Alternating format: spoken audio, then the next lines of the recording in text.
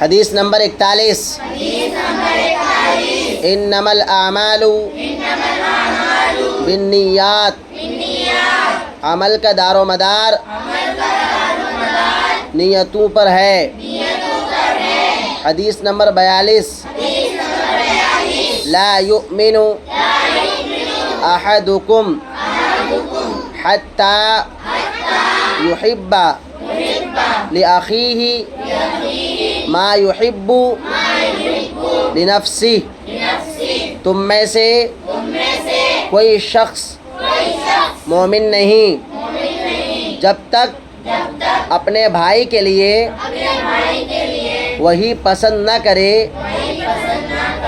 جو اپنے لیے پسند کرتا ہے۔ حدیث نمبر 43 خیر الناس انفعهم للناس، اللہ کے نزدیک سب سے محبوب وہ لوگ ہیں جو دوسروں کے لیے فائدہ مند ہوں۔ حدیث نمبر 44 من صمت نجا، جو خاموش رہا وہ نجات پا گیا۔ حدیث نمبر 45 خیرکم من تعلم القرآن وعلمہ، تم میں سے بہترین وہ ہے جو قرآن سیکھے